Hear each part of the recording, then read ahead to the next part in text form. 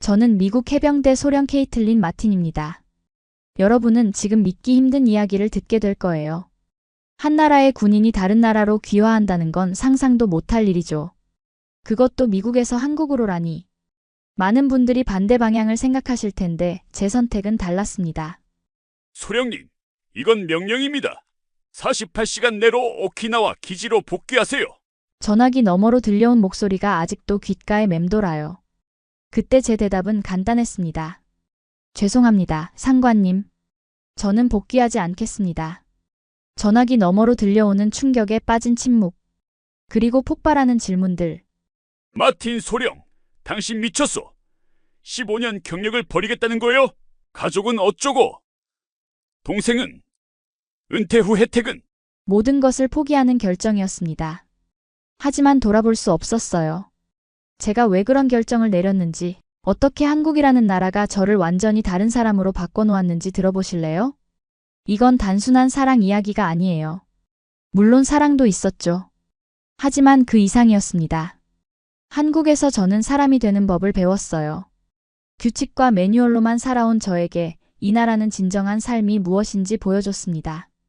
제 이야기는 한미연합훈련으로 시작됐어요. 그리고 한 번의 사고, 한 명의 군의관을 만나면서 모든 것이 바뀌었죠. 이제 저는 한국 국적의 시민이자 한 아이의 어머니, 그리고 한 남자의 아내로 살고 있습니다. 여러분은 제가 왜 미국을 버리고 한국을 선택했는지 궁금하실 거예요. 그 이유를 들려드릴게요. 이건 단순한 이민 이야기가 아닙니다. 한 사람의 영혼이 완전히 다른 문화 속에서 새롭게 태어난 이야기입니다. 본 영상은 스토리를 재구성한 이야기입니다. 오늘 사연 시작하겠습니다. 구독과 좋아요는 구독자님께 행운을 드립니다. 저는 구독자님의 유나입니다. 마틴 소령, 이게 무슨 소리요? 복귀 명령을 거부한다고? 상관의 목소리가 화상통화 화면을 통해 사무실 전체에 울려 퍼졌습니다. 제 뒤에 서 있던 한국 해병대 장교들의 숨소리가 느껴졌어요. 아무도 감히 말을 꺼내지 못했죠. 네, 상관님. 저는 복귀하지 않겠습니다. 여기 한국에 남기로 결정했어요. 다시 한번 말했을 때 제 목소리가 떨리지 않도록 최대한 노력했습니다. 15년 동안 단 한 번도 명령을 어긴 적 없는 제가 가장 중요한 순간에 아니오라고 말한 거죠. 국가에 대한 배신이라고 생각하지 않아요? 이 질문이 가슴을 찔렀습니다. 하지만 이미 결심은 섰어요. 그렇게 생각하지 않아요. 저는 미국을 사랑합니다. 제 조국이죠. 하지만 이건 그냥 사랑 때문이 아니에요. 이곳이 제게 사람답게 사는 법을 알려줬으니까요. 화면 속 상관의 얼굴이 분노로 일그러졌습니다. 48시간 내로 결정을 번복하지 않으면 군사법정에 세울 것이오. 명예제대는 물 건너간 겁니다. 통화가 끝난 후 사무실에는 무거운 침묵만 남았어요. 제 옆에 서 있던 장민석 소령이 조용히 손을 내밀었죠. 괜찮으세요? 그의 따뜻한 목소리에 눈물이 차올랐습니다. 아니요, 괜찮지 않았어요. 하지만 후회는 없었습니다. 잘 모르겠어요. 지금 제가 15년 경력과 연금, 그리고 제 나라를 포기한 거죠. 민석은 고개를 끄덕였습니다. 대단한 결정입니다. 하지만 혼자가 아니에요. 그날 밤 숙소로 돌아와 침대에 누웠을 때 온몸이 떨렸어요. 제 인생에서 가장 큰 결정을 내린 거죠. 가족들에게 어떻게 설명해야 할지, 앞으로의 삶은 어떻게 될지 막막했습니다. 핸드폰이 울렸어요. 미국에 있는 부모님이었죠. 케이틀린, 무슨 일이니? 본부에서 연락이 왔어. 네가 복귀를 거부했다고? 엄마의 목소리는 걱정으로 가득 차 있었습니다. 깊은 숨을 들이쉬고 모든 것을 설명했어요. 한국에서의 경험, 민석과의 만남, 그리고 제가 느낀 변화에 대해서요. 하지만 여기는 내 고향이 아니잖아. 언어도, 문화도 다른 곳인데. 저도 처음엔 그렇게 생각했어요. 하지만 이제 이곳이 제 집처럼 느껴져요. 제가 진짜 필요한 곳, 제가 진짜 사람으로 존중받는 곳이에요. 통화는 길었습니다. 눈물과 설득, 그리고 실망의 목소리로 가득했죠. 하지만 마지막에 아버지가 한 말은 제게 큰 위로가 됐어요. 네가 정말 행복하다면 그게 가장 중요한 거야. 창밖을 바라보니 한국의 밤하늘이 보였습니다. 6개월 전 처음 이 나라에 발을 디뎠을 때만 해도 이런 결정을 내릴 거라고는 상상도 못했죠. 그때의 저와 지금의 저는 완전히 다른 사람이 되어 있었습니다.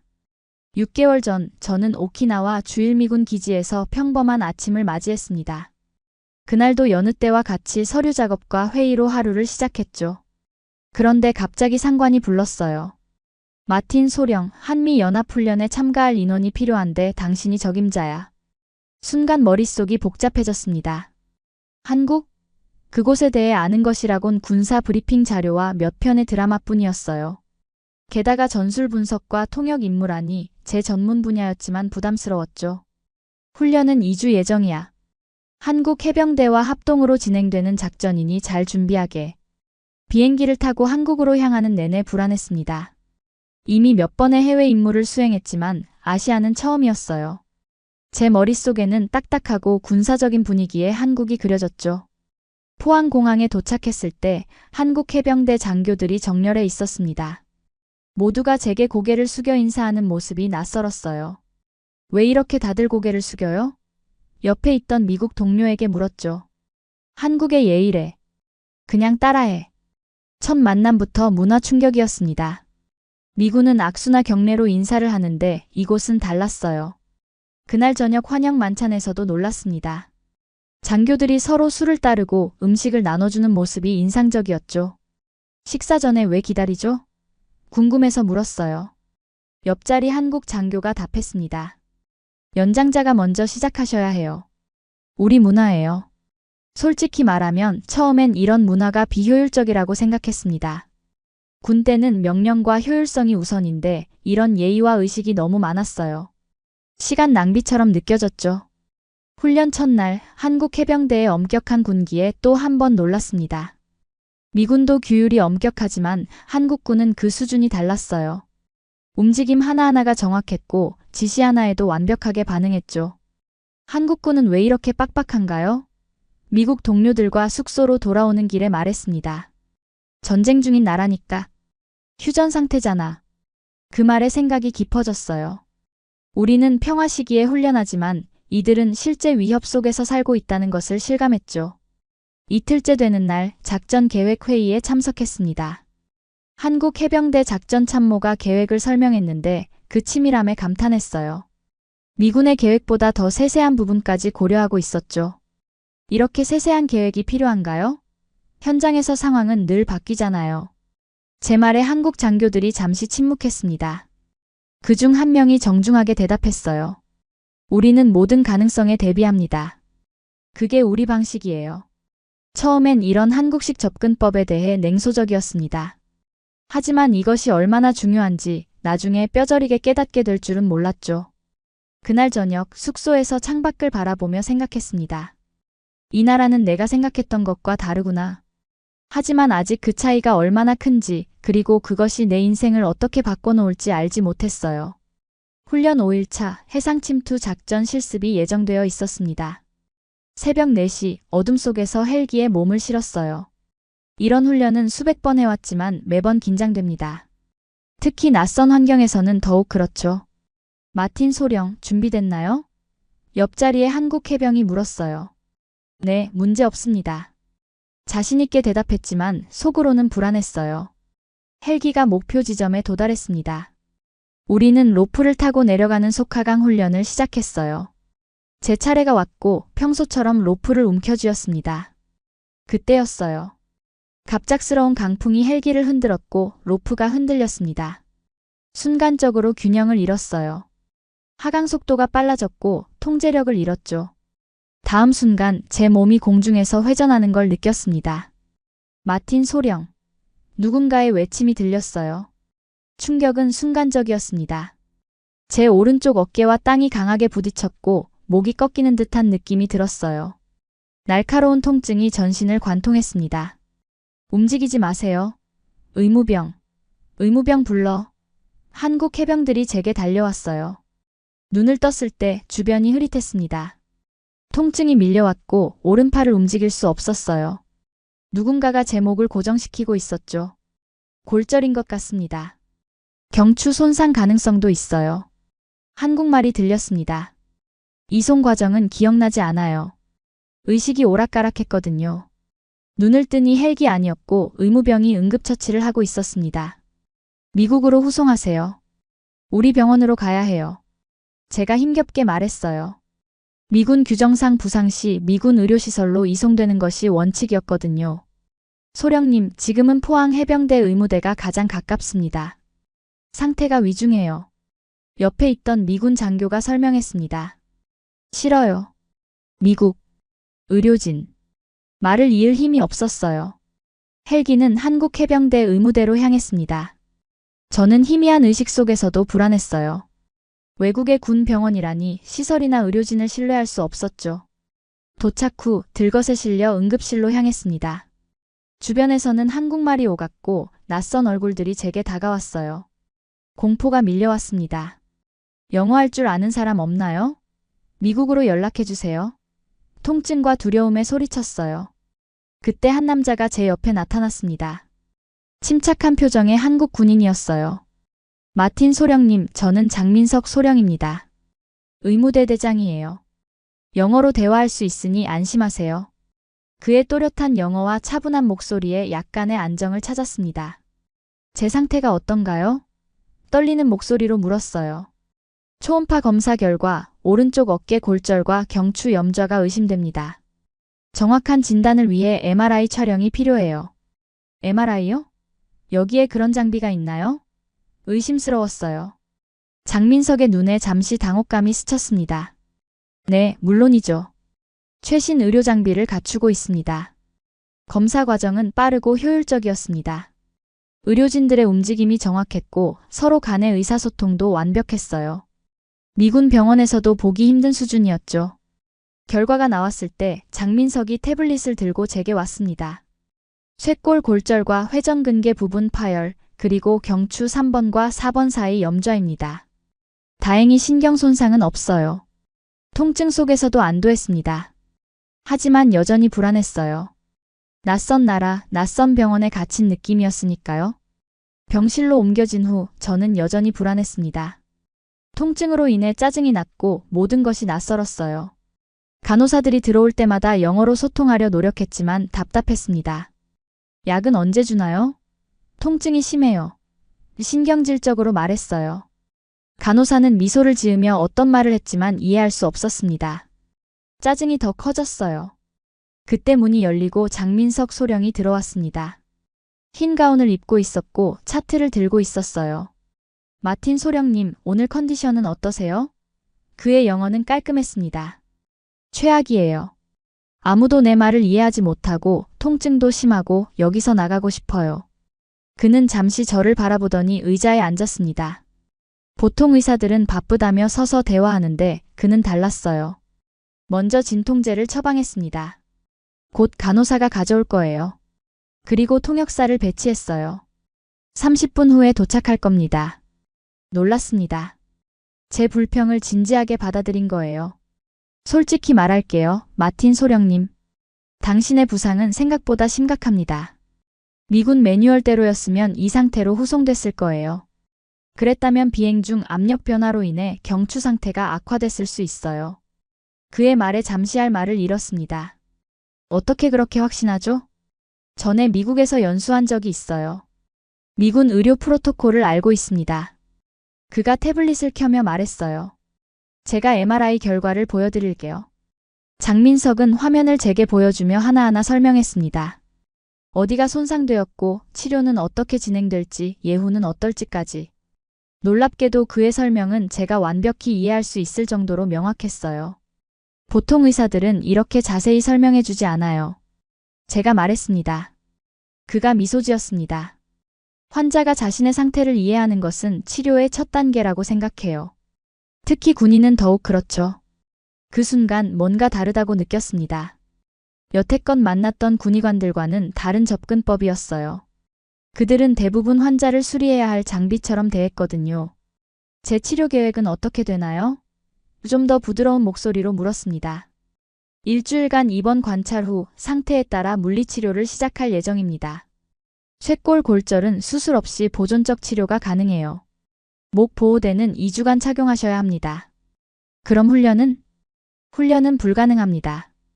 최소 4주, 가능하면 6주 동안 휴식이 필요해요. 좌절감이 밀려왔습니다. 귀중한 시간을 낭비하게 생겼어요. 하지만 그의 다음 말에 놀랐습니다. 하지만 상태가 안정되면 작전 계획 회의에는 참관하실 수 있어요. 완전히 배제되지는 않을 겁니다. 그건 미군이라면 절대 허용하지 않을 융통성이었습니다. 부상자는 그냥 후방으로 보내버리는 것이 원칙이니까요. 왜 그렇게까지 신경 써주시는 거죠? 장민석은 잠시 생각하더니 대답했습니다. 우리는 동맹국이고 당신은 우리 훈련을 위해 여기 왔어요. 최선의 대우를 받을 자격이 있습니다. 그가 나간 후 병실에 혼자 남아 생각에 잠겼습니다. 처음으로 이 낯선 나라에서 안전함을 느꼈어요. 그리고 그것은 단지 의료적인 안전함이 아니었습니다. 인간적인 배려와 존중을 느꼈어요. 그날부터 저는 매일 아침 장민석의 회진을 기다리게 됐습니다. 그는 늘 충분한 시간을 내어 제 상태를 확인하고 질문에 답해 주었어요. 미국에서는 상상할 수 없는 일이었죠. 이번 3일째 창밖으로 비가 내리고 있었습니다. 한국의 장마철이었어요. 병실 창문을 두드리는 빗소리를 들으며 멍하니 있었죠. 노크 소리와 함께 장민석이 들어왔습니다. 오늘은 평소와 다르게 군복이 아닌 흰색 의사 가운을 입고 있었어요. 오늘은 병원 근무일이에요. 제 표정을 보고 설명했습니다. 한국 해병대 의무장교는 일주일에 이틀은 민간 병원에서 진료를 봐요. 미국과 많이 다르네요. 우리는 완전히 분리되어 있어요. 장민석이 웃으며 말했습니다. 그래서 우리가 민간 의료 기술을 현장에 적용할 수 있죠. 윈윈이에요. 오늘의 회진은 평소보다 길었습니다. 어깨 상태를 확인한 후 장민석은 의자에 앉아 이야기를 나눴어요. 오늘 기분이 어떠세요? 지루해요. 하루 종일 침대에 누워있는 건 고문이나 다름없네요. 그가 미소 지었습니다. 한국 음식은 어떠세요? 입맛에 맞나요? 솔직히 대답했습니다. 솔직히 말하면 조금 낯설어요. 매운 것도 많고. 그럼 오늘 특별히 뭔가 드시고 싶은 게 있으신가요? 이런 질문은 예상하지 못했어요. 미군 병원에선 식단이 정해져 있고 선택권이 없었거든요. 햄버거요? 가능하다면. 농담처럼 말했는데 장민석은 진지하게 고개를 끄덕였습니다. 물론이죠. 병원 근처에 괜찮은 햄버거 가게가 있어요. 제가 점심시간에 사다 드릴게요. 깜짝 놀랐습니다. 이렇게 개인적인 배려를 해주다니. 그럴 필요 없어요. 제가 그냥. 아닙니다. 환자 만족도는 치료의 중요한 부분이에요. 그가 웃으며 말했습니다. 그날 오후 정말로 장민석이 햄버거를 들고 왔습니다. 따뜻한 감자튀김과 콜라까지요. 마치 오래된 친구처럼 느껴졌어요. 고마워요. 정말 친절하시네요. 진심으로 말했습니다. 당연한 일입니다. 그런데 한국어 좀 배워볼래요? 그의 갑작스러운 제안에 놀랐습니다. 한국어요? 네, 어차피 몇 주는 여기 계실 텐데 기본적인 인사말이라도 알면 도움이 될 거예요. 그날부터 장민석은 매일 회진 때마다 간단한 한국어를 가르쳐 주었습니다. 안녕하세요, 감사합니다, 맛있어요 같은 기본적인 표현들이었죠. 처음엔 단순한 시간 때우기라 생각했는데 차츰 재미를 느끼기 시작했어요. 간호사들도 제 한국어 학습에 동참했습니다. 특히 김 간호사는 매일 아침 약을 가져올 때마다 새로운 단어를 알려주었죠. 오늘은 좋아요를 배워봐요. 좋은 일이 있을 때 쓰는 표현이에요. 좋아요? 발음이 어색했지만 김 간호사는 환하게 웃었습니다. 완벽해요. 정말 빨리 배우시네요. 이상하게도 이런 작은 대화가 제 하루를 밝게 만들었습니다. 전혀 예상치 못한 변화였어요. 일주일째 되던 날 장민석이 특별한 것을 가져왔습니다. 작은 도시락통이었어요. 오늘은 제 어머니가 만든 김밥입니다. 한국의 대표적인 간식이에요. 어머니가요? 왜 이렇게까지? 말을 잇지 못했습니다. 제가 외국인 환자 얘기를 했더니 어머니가 꼭 대접하고 싶다고 하셨어요. 한국 어머니들은 그래요. 조심스럽게 김밥 한 조각을 먹어봤습니다. 생각보다 맛있었어요. 단순한 재료들이 어우러져 깔끔한 맛을 내는 게 신기했습니다. 맛있네요. 정말 감사합니다. 그리고 어머님께도요. 장민석이 미소 지었습니다. 어머님께 전할게요. 무척 기뻐하실 거예요. 그날 저녁 창밖을 바라보며 생각했습니다. 제가 점점 변하고 있다는 것을 느꼈어요. 처음에는 이곳을 빨리 떠나고 싶었는데 이제는 이 특별한 돌봄과 관심이 편안하게 느껴졌습니다. 병실 문을 노크하는 소리가 들렸고 젊은 한국 장교가 들어왔습니다. 안녕하세요, 마틴 소령님. 저는 이중희입니다. 통역 지원을 맡게 됐어요. 반갑습니다. 그런데 저는 이제 간단한 대화는 할 수 있어요. 자랑스럽게 말했습니다. 한국어를 배우고 계신가요? 대단하네요. 네, 장민석 소령이 가르쳐주고 있어요. 중희의 눈이 커졌습니다. 장 소령님이요? 그분은 보통 매우 바쁘신데. 그제서야 깨달았습니다. 장민석이 저에게 쏟는 시간과 관심은 특별한 것이었어요. 그는 바쁜 일정 속에서도 저를 위해 시간을 내고 있었던 거죠. 저는 이런 돌봄을 처음 경험했어요. 문득 그런 말이 나왔습니다. 미국에는 없나요? 중희가 물었습니다. 물론 전문적인 치료는 받을 수 있어요. 하지만 이런 개인적인 관심은 다르죠. 그날 밤 처음으로 미국으로 돌아가는 것에 대한 생각이 마음 한구석에 불편함으로 자리 잡았습니다. 마치 무언가 중요한 것을 남겨두고 떠나는 것 같은 기분이었어요. 이번 2주차에 접어들면서 제 상태는 눈에 띄게 호전되고 있었습니다. 목 보호대는 아직 필요했지만 어깨 통증은 많이 줄었어요. 물리치료사의 도움으로 간단한 움직임도 가능해졌죠. 그날 아침 장민석이 평소보다 심각한 표정으로 병실에 들어왔습니다. 마틴 소령님, 미 해군 본부에서 연락이 왔습니다. 후송 준비가 완료됐다고 해요. 심장이 빠르게 뛰기 시작했습니다. 이미 2주나 한국에 머물렀지만 갑자기 떠난다는 생각에 당황스러웠어요. 언제요? 3일 후입니다. 오키나와 기지로 의료 수송기가 준비되어 있대요. 하지만 물리치료가 아직 중요한 단계잖아요. 제 목소리에서 불안함이 묻어났습니다. 장민석이 고개를 끄덕였습니다. 그렇죠. 제가 그렇게 말했지만 그쪽 의견은 현지 치료는 충분하다는 겁니다. 순간 화가 났습니다. 그들은 제 상태를 직접 본 것도 아닌데 어떻게 판단하는 거죠? 전화 좀 빌려주세요. 직접 통화해 보겠습니다. 10분 후 오키나와 기지 의무참모와의 통화가 끝났습니다. 결과는 변함없었어요. 후속 명령은 변경 불가합니다. 3일 후 출발하세요. 장민석이 제 표정을 살폈습니다. 그쪽 결정이 확고한가요? 고개를 끄덕였습니다. 네. 그들 말로는 너무 오래 있다간 정 붙는다는군요. 장민석의 눈에 잠시 무언가가 스쳤습니다. 실망? 아쉬움? 정확히 알 수 없었어요. 이해합니다. 남은 시간 동안 최선의 치료를 제공하겠습니다. 그날 오후 복도에서 우연히 다른 미군 장교와 마주쳤습니다.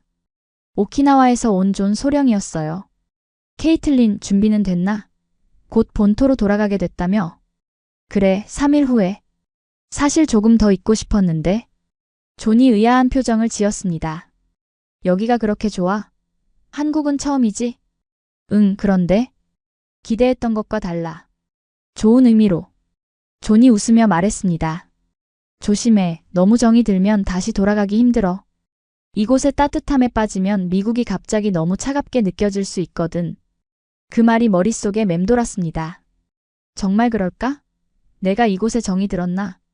저녁에 장민석이 다시 찾아왔습니다. 평소와 달리 군복이 아니라 캐주얼한 옷차림이었어요. 퇴근하셨어요? 물었습니다. 네, 오늘은 일찍 끝났어요. 실은 제안이 있습니다. 호기심이 생겼습니다. 무슨 제안인가요? 내일 휴가를 내고 서울에 데려가고 싶어요. 물론 의학적으로도 가벼운 외출은 가능한 상태입니다. 한국을 떠나기 전에 진짜 한국을 보여드리고 싶어요. 놀랍고도 감동적인 제안이었습니다. 병실에서만 한국을 경험하다니 아쉬움이 크겠죠. 정말요? 그래도 될까요? 물론이죠. 이미 상관에게 허가도 받았어요. 당신의 치료 담당 의사니까. 순간 망설였습니다. 이건 단순한 친절을 넘어선 것 같았어요. 그렇게 특별한 대우를 받아도 되는 걸까? 왜 저에게 이렇게 잘해주시는 거죠? 솔직하게 물었습니다. 장민석은 잠시 생각하더니 대답했습니다. 처음에는 그저 환자였습니다. 하지만 이제는 한국을 떠나기 전에 좋은 기억을 가져갔으면 해요. 그의 진심 어린 말에 가슴이 따뜻해졌습니다. 처음으로 아니오라고 말하는 것이 어렵게 느껴졌어요. 좋아요. 함께 가겠습니다. 그날 밤 침대에 누워 생각했습니다. 이제 한국을 떠날 날이 얼마 남지 않았어요. 하지만 왜 이렇게 마음이 무거운 걸까? 집으로 돌아가는 것이 기쁘지 않다니 이상한 일이었죠. 아침 일찍 장민석이 약속대로 병실에 찾아왔습니다. 오늘은 군복 대신 청바지에 셔츠를 입고 있었어요. 평소와는 다른 모습이었죠. 준비되셨나요? 그가 물었습니다. 네, 완전히요. 설렘과 긴장이 섞인 기분이었어요. 병원을 나서는 순간 신선한 공기가 얼굴을 스쳤습니다. 2주 만에 외출이었어요. 자유로움과 함께 약간의 불안함도 느껴졌죠. 오늘 어디로 가나요? 차에 오르며 물었습니다. 먼저 서울 시내를 구경하고 제가 협진하는 민간병원에도 들르려고요. 그 다음은 깜짝 선물입니다. 2시간 운전 끝에 서울에 도착했습니다. 도시의 활기찬 모습에 압도됐어요. 고층 빌딩과 역사적인 건물들이 조화를 이루고 있었죠. 서울은 600년 역사의 수도예요. 전통과 현대가 공존하는 곳이죠. 장민석이 설명했습니다. 첫 번째 방문지는 그가 일하는 민간병원이었습니다. 최첨단 시설에 놀랐어요. 이건 AI 보조 진단 시스템입니다. 한국에서 개발했죠. 장민석이 자랑스럽게 보여줬습니다. 미국 군병원보다 더 발전된 것 같은데요? 솔직히 말했어요. 의료기술은 한국의 자부심 중 하나예요. 민간 기술을 군에도 적용하고 있죠. 병원을 나와 점심시간 우리는 작은 식당에 들어갔습니다. 장민석은 다양한 한국 음식을 주문했어요. 이건 된장찌개, 이건 불고기예요. 한국 음식의 정수를 맛보세요. 음식을 먹으며 문득 질문했습니다. 한국과 미국의 가장 큰 차이점은 뭐라고 생각하세요? 장민석은 잠시 생각하더니 대답했습니다. 아마도 관계에 대한 접근 방식일 거예요. 한국은 효율보다 인간관계를 중시합니다. 어떤 의미인가요? 미국은 시스템이 사람을 위해 존재하지만 결국 시스템이 우선이죠. 한국은 사람이 먼저예요. 이건 장단점이 있습니다만. 식사 후 우리는 전통시장으로 향했습니다. 온갖 소리와 냄새, 색깔이 뒤섞인 곳이었어요. 여기 상인들 대부분은 30년 이상 같은 자리에서 장사하고 있어요. 장민석이 설명했습니다. 시장을 지나가는 동안 노인들이 우리에게 웃으며 인사했습니다. 장민석은 모든 인사에 깍듯이 대답했어요. 왜 모르는 사람에게도 그렇게 정중하게 인사하나요? 궁금했습니다. 연장자를 공경하는 건 우리 문화의 기본이에요. 나이 든 분들은 존중받아 마땅하죠. 그 말이 마음에 와닿았습니다. 미국에서는 나이 든 사람들이 종종 무시당하는데 이곳은 달랐어요. 다음으로 들른 곳은 첨단 무인 편의점이었습니다.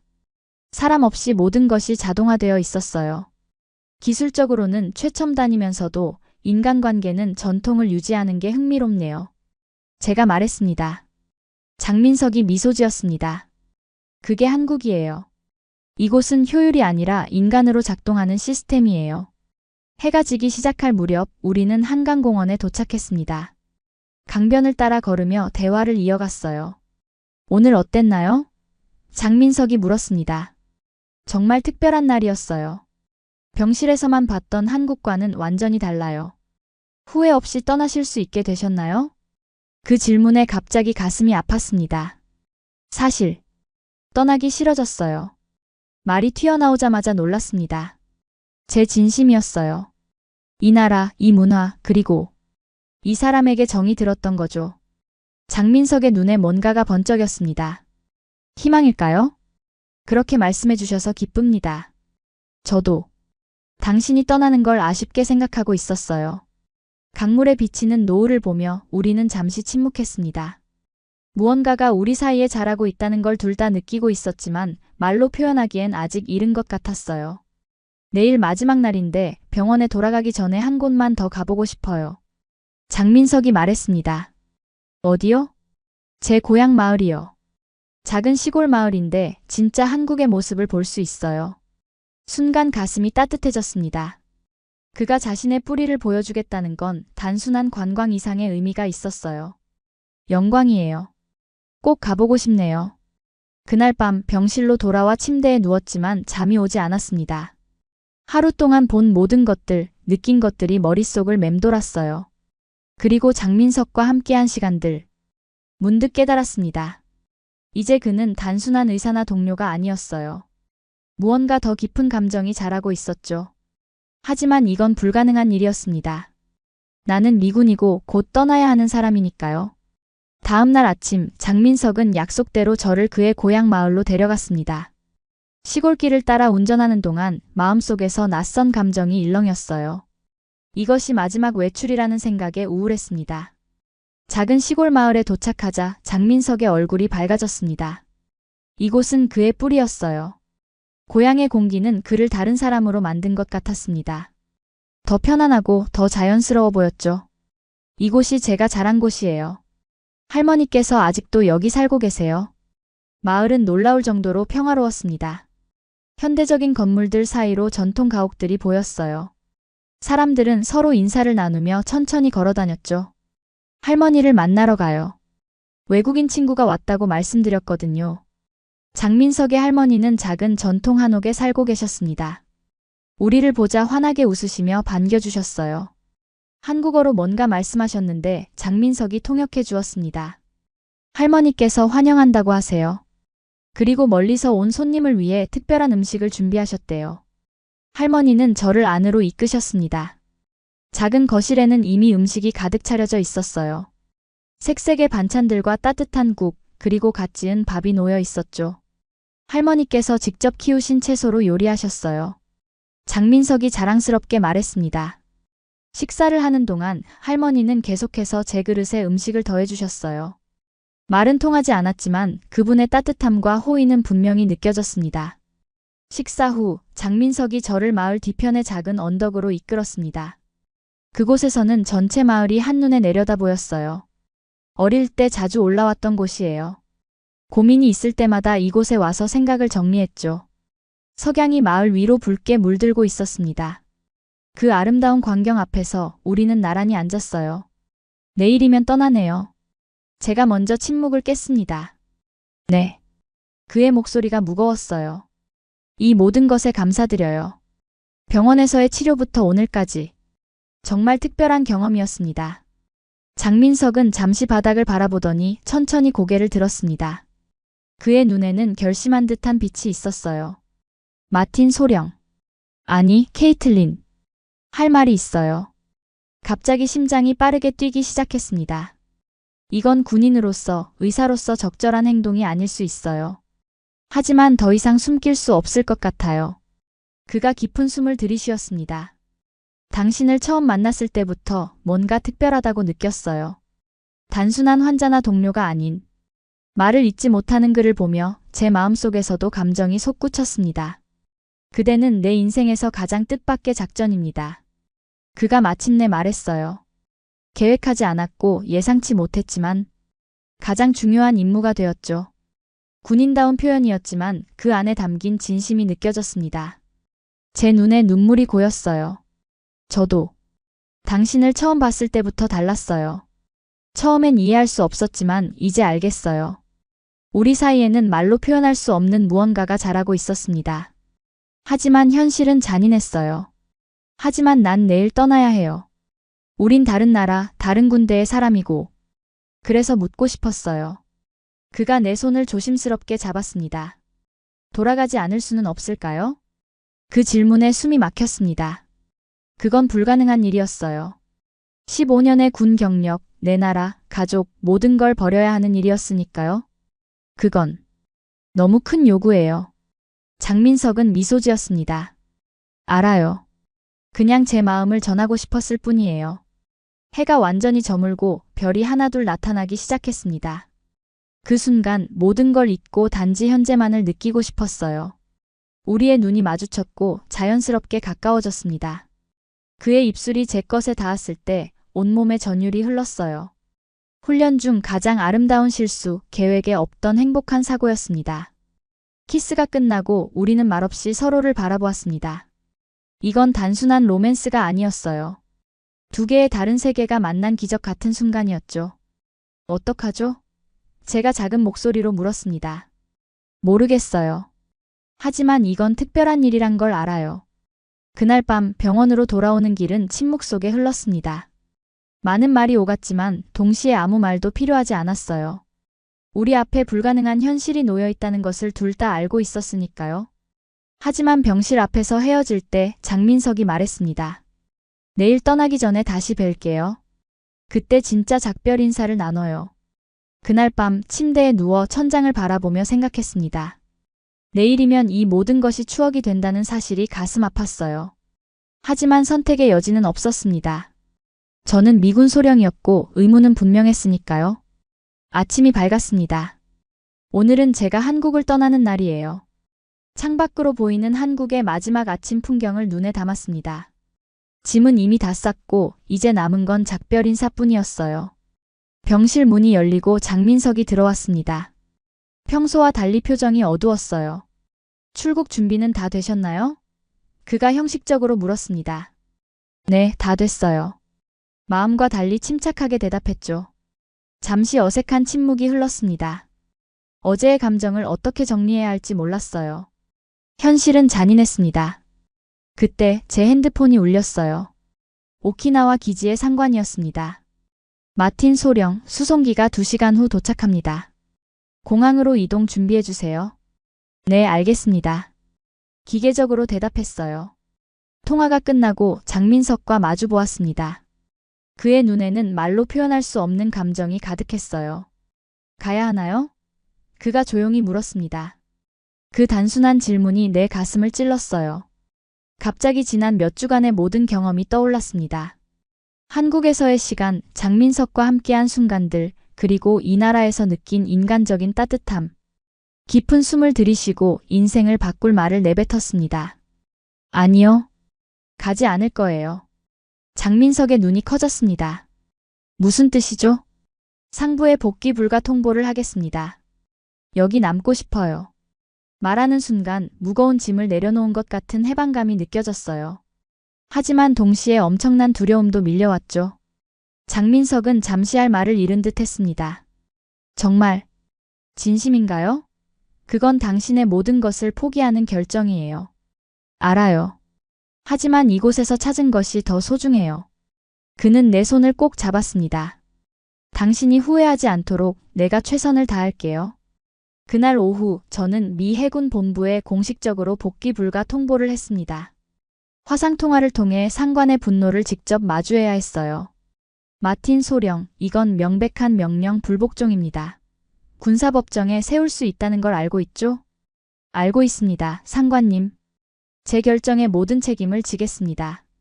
도대체 무슨 생각인지. 15년 경력을, 당신의 미래를 모두 버리는 건데요. 저에게는 새로운 미래가 생겼습니다. 통화가 끝난 후 병원 전체가 소문으로 떠들썩했습니다. 미군 장교가 복귀를 거부하고 한국에 남겠다니 전례 없는 일이었으니까요. 저녁에는 더 큰 폭풍이 몰아쳤습니다. 미국에 있는 여동생에게서 전화가 왔어요. 케이틀린, 미쳤어? 지금 뭐 하는 거야? 여동생 리사의 목소리가 전화기를 통해 울려 퍼졌습니다. 리사, 진정하고 들어봐. 들을 거 없어. 엄마 아빠가 얼마나 충격받았는지 알아? 군에서 연락이 왔다며. 넌 우리 가족의 자랑이었잖아. 최초의 여성 해병대 장교라고. 가슴이 아팠지만 결심은 흔들리지 않았습니다. 내 선택이야, 리사. 이곳에서 내가 진정으로 행복하다는 걸 알게 됐어. 그 한국 남자 때문이지? 얼마나 알고 지냈다고 그런 결정을 내려? 평생 후회할 거야. 전화는 리사의 울음소리로 끝났습니다. 가족을 실망시켰다는 죄책감이 몰려왔지만 제 마음은 변하지 않았어요. 다음 날 더 큰 시련이 기다리고 있었습니다. 장민석의 어머니가 병원을 찾아오셨어요. 아들을 통해 상황을 들으셨다고 합니다.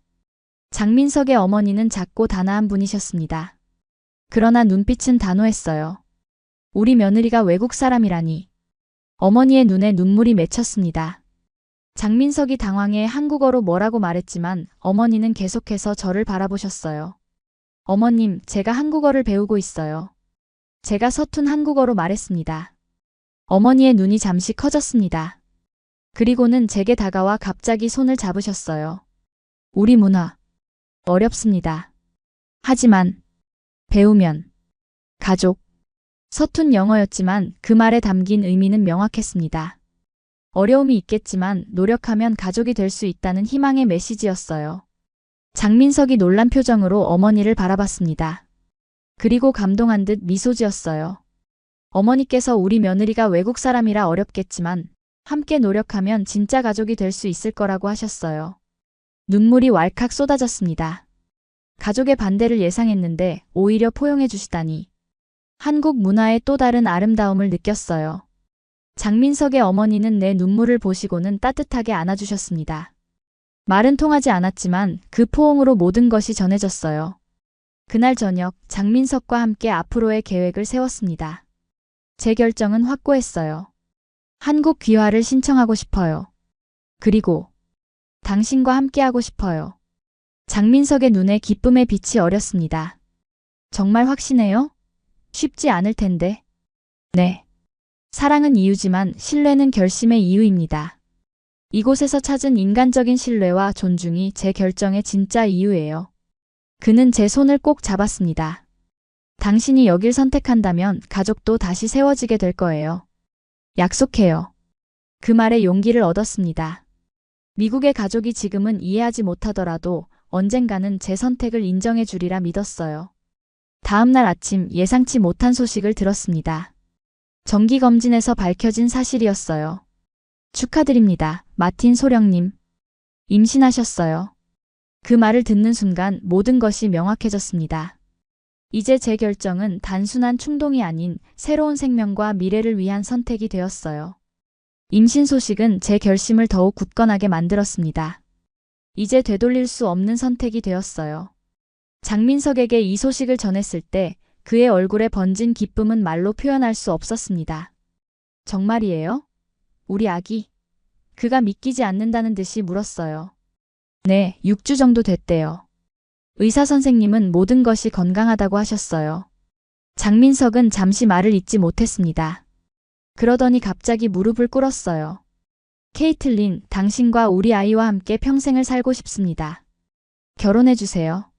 눈물이 눈가에 맺혔습니다. 이렇게 갑작스럽게 인생이 바뀔 줄은 몰랐어요. 하지만 이상하게도 두렵지 않았습니다. 네, 민석. 당신과 함께하고 싶어요. 그날부터 우리의 새 인생을 위한 준비가 시작되었습니다. 가장 먼저 한 일은 한국 귀화 신청이었어요. 과정은 복잡했지만 다행히 장민석의 도움으로 수월하게 진행되었습니다. 귀화 신청은 보통 몇 년이 걸리지만 특별한 경우 빠르게 처리될 수도 있어요. 장민석이 설명했습니다. 미군에서는 제 사례가 큰 이슈가 되었습니다. 미국 여군 장교, 한국 귀화 결정이라는 뉴스가 군내에 퍼졌어요. 일부는 배신자라고 비난했지만 의외로 많은 동료들이 응원 메시지를 보내줬습니다. 용기 있는 결정이야, 케이틀린. 내 행복을 진심으로 빌어. 가장 어려웠던 건 미국 가족들과의 관계였습니다. 부모님은 여전히 제 결정을 이해하지 못하셨고 여동생 리사는 연락을 끊었어요. 하지만 포기하지 않고 계속해서 편지와 이메일을 보냈습니다. 사랑하는 가족들에게 내 결정이 갑작스럽고 이해하기 어렵다는 걸 알아요. 하지만 이곳에서 진정한 행복과 의미를 찾았어요. 언젠가 여러분도 이해해 주길 바랍니다. 한국 사회에서도 저희 이야기는 화제가 되었습니다. 미군 장교와 한국 군의관의 사랑이라는 제목으로 여러 매체에서 다뤘어요. 처음에는 이런 관심이 부담스러웠지만 많은 한국 사람들이 응원해주는 것에 감동했습니다. 특히 장민석의 가족들은 예상보다 빨리 저를 받아들여 주셨어요. 처음 만났을 때의 어색함은 사라지고 어머니는 매주 주말마다 저희 집을 방문해 한국 음식을 가르쳐 주셨습니다. 며느리 이렇게 하는 거예요. 어머니가 김치찌개를 끓이는 법을 보여주셨어요. 서툰 한국어와 어머니의 서툰 영어가 섞여 종종 웃음이 터졌습니다. 그 순간들이 제게는 너무나 소중했어요. 귀화 과정과 동시에 우리는 혼인신고를 준비했습니다. 한국의 법적 절차는 미국과 달랐지만 장민석이 모든 것을 도와주었어요. 혼인신고만 하면 법적으로 부부가 됩니다. 결혼식은 나중에 편한 때 하면 돼요. 드디어 혼인신고를 하는 날이 왔습니다. 구청 직원들은 미국 장교와 한국 군의관의 결혼 소식에 호기심 어린 눈길을 보냈어요. 서류에 서명하는 순간 가슴이 벅차올랐습니다. 이제 저는 공식적으로 장민석의 아내가 되었어요. 이제 당신은 법적으로 제 아내입니다. 케이틀린 장. 민석이 웃으며 말했어요. 케이틀린 장. 아직 낯설지만 정말 좋네요.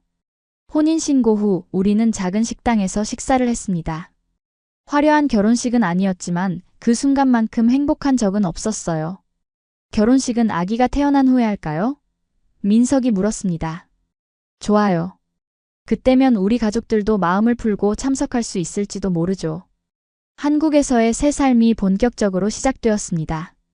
미군에서는 제 복무가 공식적으로 종료되었고 명예제대는 아니었지만 불명예 제대까지는 아니었어요. 다행히 기본적인 퇴역 혜택은 유지할 수 있었습니다. 귀화 절차는 예상보다 빨리 진행되었어요. 국제결혼과 임신이라는 특수한 상황이 고려되었죠. 3개월 만에 저는 한국 국적을 취득하게 되었습니다. 축하합니다. 이제 공식적인 한국 시민입니다. 출입국 사무소 직원이 말했어요. 한국 여권을 받는 순간 묘한 감정이 밀려왔습니다.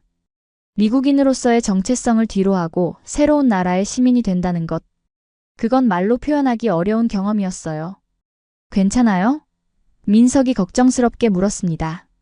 네, 괜찮아요. 그냥 이제 정말 돌이킬 수 없는 결정을 한 것 같아서요. 후회해요? 잠시 생각했지만 답은 명확했습니다. 아니요, 전혀요. 이건 제가 원하는 삶이에요. 그날 저녁 민석의 가족들이 모두 모여 제 귀화를 축하하는 자리가 마련되었습니다.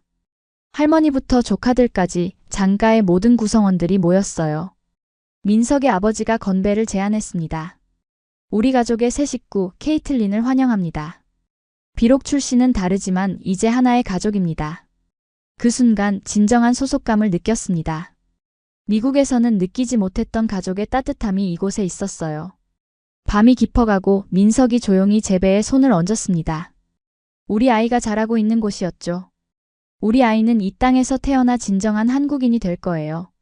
하지만 두 문화의 아름다움을 모두 알게 해줄 거예요. 그 말에 미소 지었습니다. 그래요, 우리 아이는 특별할 거예요. 두 세계를 모두 품은 아이니까요. 임신 7개월째, 저는 아직 미국 가족들과 완전한 화해를 이루지 못했습니다. 부모님은 가끔 연락을 주셨지만 여동생 리사는 여전히 냉담했어요. 그런 상황에서 뜻밖의 소식이 날아들었습니다. 케이틀린 할아버지께서 위독하시대. 부모님의 전화였어요. 심장이 철렁 내려앉았습니다. 할아버지는 제가 가장 존경하고 사랑하는 분이셨어요.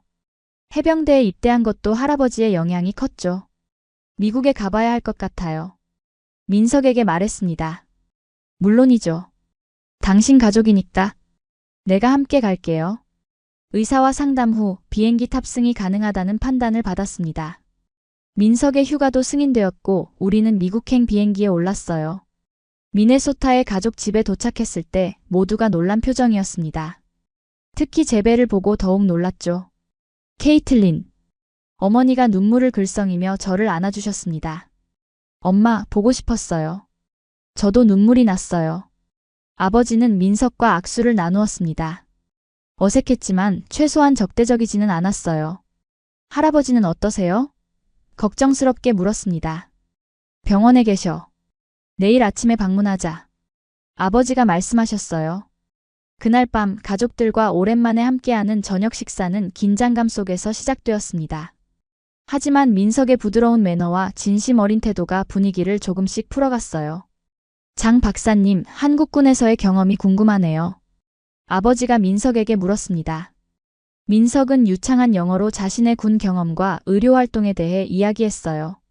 그의 지식과 경험에 가족들이 점점 관심을 보이기 시작했습니다. 그때 현관문이 열리고 리사가 들어왔습니다.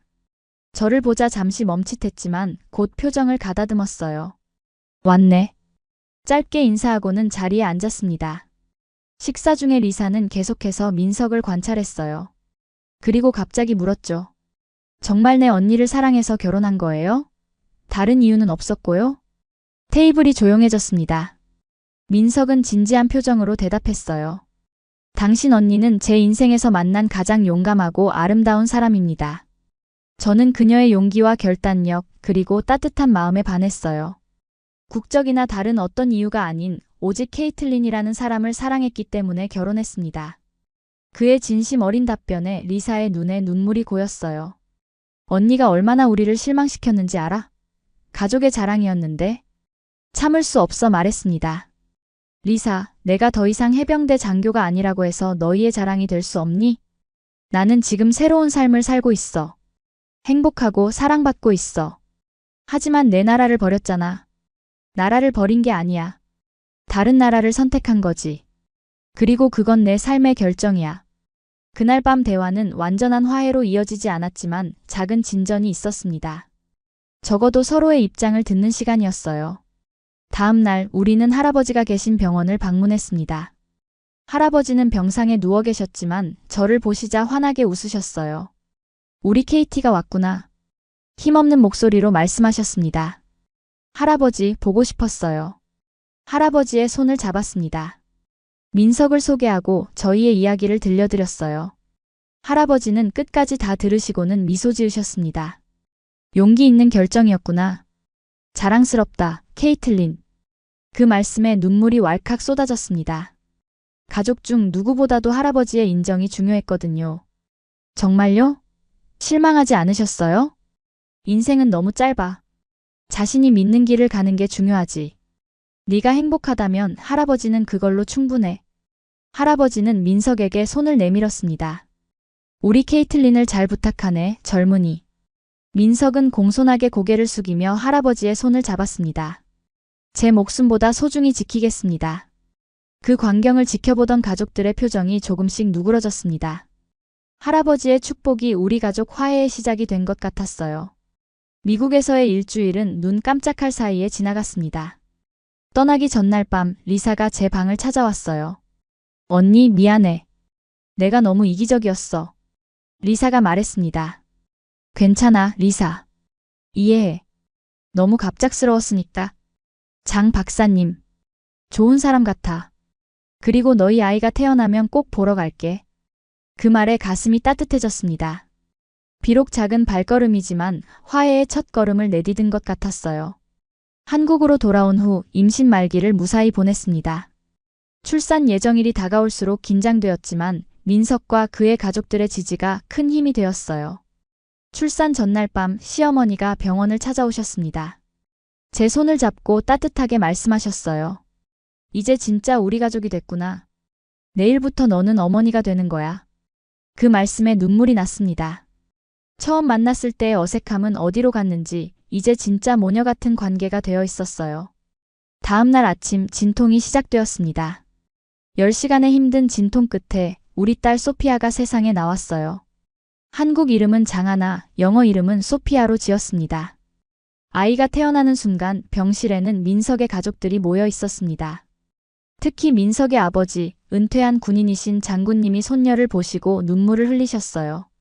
장군님, 손녀입니다. 간호사가 아이를 보여드렸습니다. 장군님은 평생 강인한 군인으로 살아오셨지만 그 순간만큼은 감정을 숨기지 못하셨어요. 우리 하나. 두 나라의 피를 이어받은 특별한 아이구나. 가족 모두가 감격스러운 표정으로 아기를 바라보았습니다. 그 순간 저는 진정한 가족의 의미를 깨달았어요. 혈연만이 가족을 만드는 게 아니라 서로에 대한 사랑과 존중이 진짜 가족을 만든다는 것을요. 출산 후 일주일 놀라운 일이 일어났습니다. 병실 문이 열리고 부모님과 리사가 들어온 거예요. 그들이 한국에 올 거라고는 상상도 못했습니다. 깜짝 선물이야. 엄마가 웃으며 말했어요. 우리 손녀를 직접 보고 싶었거든. 감동의 눈물이 흘렀습니다. 가족이 이렇게 먼 길을 찾아와 주다니 그것은 제 선택을 인정한다는 의미이기도 했으니까요. 아버지가 조심스럽게 아기를 안아보셨습니다. 정말 예쁘구나. 우리 하나. 하나라고 불러주셨네요. 감동해서 말했어요. 한국 이름이니까. 우리 손녀의 두 문화를 모두 존중해야지. 시어머니는 서툰 영어로 미국 가족들과 대화를 나누셨고 부모님도 몇 마디 한국어를 배워오신 것이 느껴졌습니다. 서로를 이해하려는 노력이 보였어요. 그날 저녁 두 가족이 함께 병원 근처 식당에서 식사를 했습니다. 언어는 달랐지만 손짓과 미소로 충분히 소통했어요. 가족들이 서로의 문화를 받아들이려고 노력하는 모습에 가슴이 뭉클했습니다. 민석, 고마워요. 당신 덕분에 제 가족이 다시 하나가 되었네요. 나중에 민석에게 말했어요. 아니에요. 이건 당신의 용기 덕분이에요. 모든 것을 걸고 선택한 당신의 용기가 가족들의 마음을 움직인 거예요. 그로부터 5년이 흘렀습니다. 지금 저는 한국 사회의 일원으로서 완전히 새로운 삶을 살고 있어요. 군을 제대한 후 사회복지사로 일하고 있습니다. 특히 한국에 거주하는 외국인들을 돕는 일을 하고 있죠. 민석은 군 복무를 마치고 국방부 군의관으로 승진했습니다. 그의 경력은 계속해서 빛을 발하고 있어요. 우리 딸 하나는 이제 5살이 되었습니다.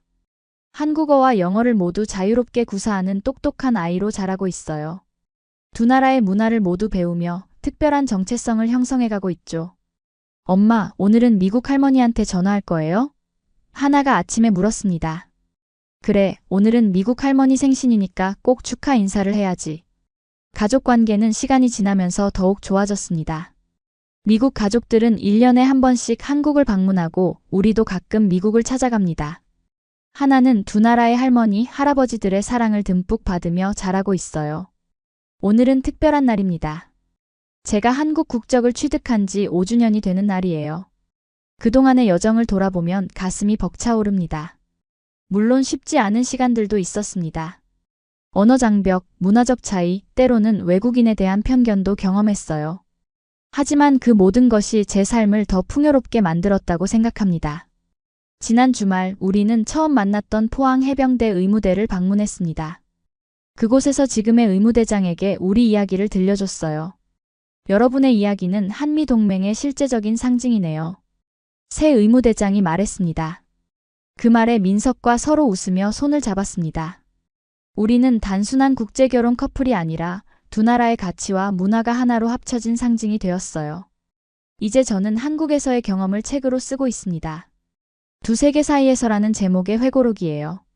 많은 사람들이 제 이야기를 통해 용기를 얻길 바랍니다. 가끔 제 결정에 대해 후회하지 않느냐는 질문을 받습니다. 그럴 때마다 확신을 갖고 대답해요. 후회는 전혀 없습니다. 물론 포기한 것도 많지만 얻은 것이 더 크니까요. 오늘 저녁 우리 가족은 한강공원에서 작은 파티를 열었습니다. 가까운 친구들과 가족들이 모두 모였어요. 민석의 부모님, 제 부모님 미국에서 방문 중, 그리고 우리 딸 하나까지. 여러분, 이 땅은 저에게 다시 태어날 기회를 준 고향입니다. 건배사를 하며 말했습니다. 처음에는 낯설었지만 이제는 제 영혼의 일부가 되었어요. 민석이 제 옆에서 미소 지었습니다. 그의 눈에는 여전히 첫날 봤던 그 따뜻함이 남아 있었어요. 그리고 당신, 민석. 당신은 제 인생의 방향을 완전히 바꿔놓았어요. 단순히 남편이 아니라 제 영혼의 동반자예요. 하나가 뛰어와서 우리 둘을 안았습니다. 이 완벽한 순간을 가슴에 담으며 생각했어요. 한 번의 사고, 한 명의 만남이 인생을 이렇게 바꿔놓을 수 있다니. 다른 나라, 다른 문화, 다른 언어 속에서도 진정한 행복을 찾을 수 있다는 것을 저는 몸소 경험했습니다. 무엇보다 규칙과 효율성만으로는 얻을 수 없는 인간적인 따뜻함을 이 나라에서 발견했어요. 그것이 제가 복귀 명령을 거부하고 한국에 남기로 한 진짜 이유입니다. 가끔 옛 동료들에게서 연락이 옵니다. 그들은 제 선택을 완전히 이해하지 못하지만 존중해주죠. 몇몇은 휴가 때 한국을 방문해 우리 가족을 만나기도 합니다. 제 이야기는 어쩌면 특별할 수도 있습니다. 하지만 저는 믿어요. 진정한 행복은 때로는 계획에 없던 곳, 예상치 못한 장소에서 찾아온다는 것을요. 오늘 밤 한강의 야경을 배경으로 가족 사진을 찍었습니다. 민석 하나, 그리고 저. 서로 다른 세계에서 온 우리가 하나의 가족이 되어 새로운 이야기를 만들어가고 있어요. 제 이름은 케이틀린 장입니다. 전미 해병대 소령이자 현재는 한국 시민입니다.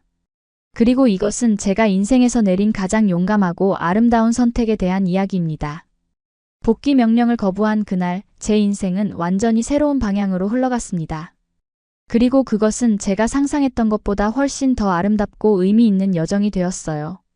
엄마, 내일은 어디 가요? 하나가 물었습니다. 내일? 글쎄, 우리의 모험은 계속되겠지.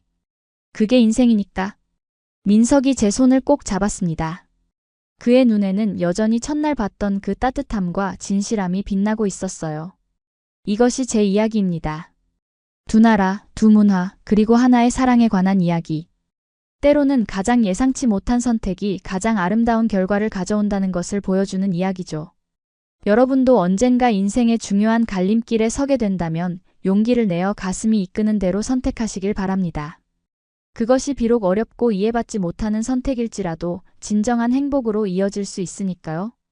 이제 저는 이 땅에서 제가 선택한 새로운 고향에서 사랑하는 가족과 함께 평화롭게 살아갑니다. 그리고 매일 아침 눈을 뜰 때마다 감사함을 느끼죠. 복귀 명령을 거부했던 그 결정이 제 인생 최고의 선택이었음을 확신합니다. 지금 여러분에게 이 이야기를 들려드리는 저는 한국에서의 새로운 삶에 완전히 적응했습니다. 이제 한국어로 자유롭게 대화할 수 있고 김치도 직접 담글 줄 알게 됐어요.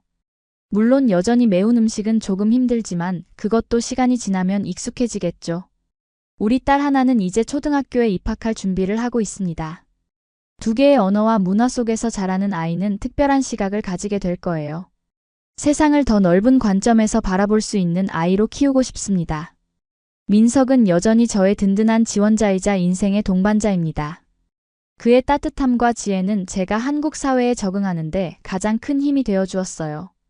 미국 가족들과의 관계도 더욱 깊어졌습니다. 처음의 반대와 실망은 이제 존중과 이해로 바뀌었어요. 그들은 제가 행복한 것을 보며 제 선택이 옳았음을 인정해 주었습니다. 인생은 예상치 못한 방향으로 흘러가기 마련입니다. 저는 한미연합훈련에 참가하기 위해 잠시 한국에 왔다가 결국 이곳에 영원히 남게 되었어요. 그것은 단순한 사고나 우연이 아니라 제 영혼이 진정으로 속한 곳을 찾아가는 여정이었다고 생각합니다. 오늘도 저는 감사한 마음으로 하루를 시작합니다. 새로운 나라, 새로운 가족, 그리고 새로운 삶을 선물해준 운명에 감사하면서요. 여러분의 인생에도 때로는 예상치 못한 전환점이 찾아올 수 있습니다. 그때 두려움 없이 마음이 이끄는 대로 선택하시길 바랍니다. 그 선택이 여러분을 진정한 행복으로 인도할지도 모르니까요.